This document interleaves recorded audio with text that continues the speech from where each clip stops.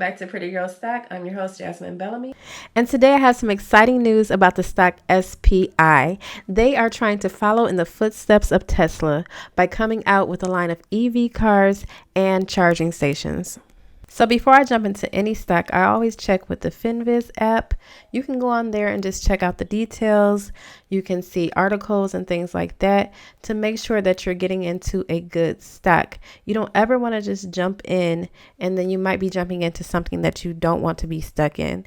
So my theory is if you're a new investor, always do your research first and make sure that you're not getting into a stock that you may want to get rid of, because if this is another pump and dump, you don't want to be stuck there for the long run. Taking a look at the stock, it was barely $1 this morning and it gapped up in the pre-market. A lot of people were buying in, and then midday it just went through the roof. So if you were in at around the $3 mark, you could have stand the chance to really like 10 times or greater your gains today.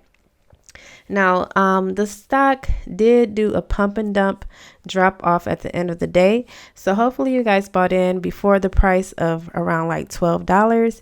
I think if you paid more than $12, that might have been a little too much to be paying for this stock.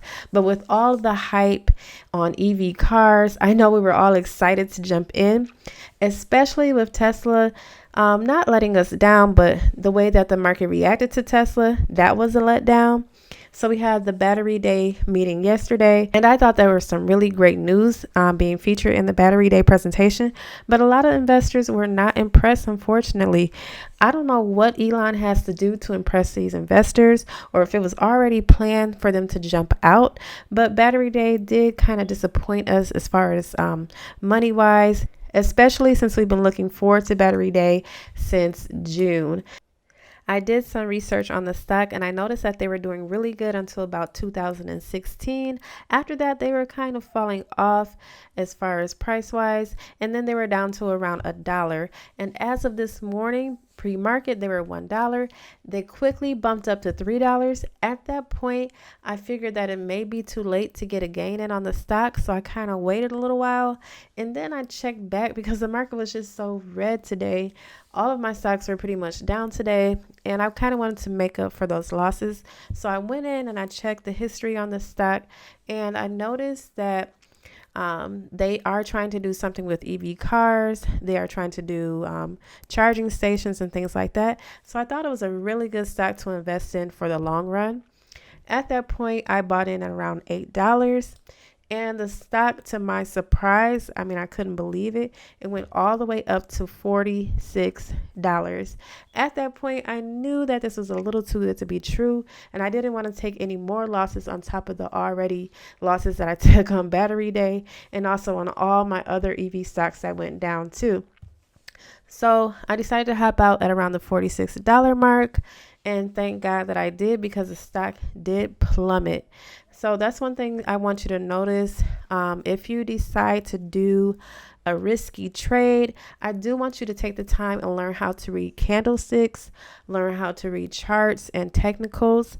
If you do not understand those concepts, do not engage into day trading or any risky trade activity, because most likely you will lose your money. And unfortunately, a lot of people did lose their money, especially if they bought over the price of $12 or so. The stock is right now, as I speak, is sitting around the $17 mark. I decided to buy back in with only 100 shares. Always check on that. You don't want to just make some money real quick just to say that you made some money, because they can short the stock and you don't want to be left holding an empty bag. I got a few messages today asking what is going on with the stocks. Why is everything red? What is going on out here? And the answer to that question is definitely the economy.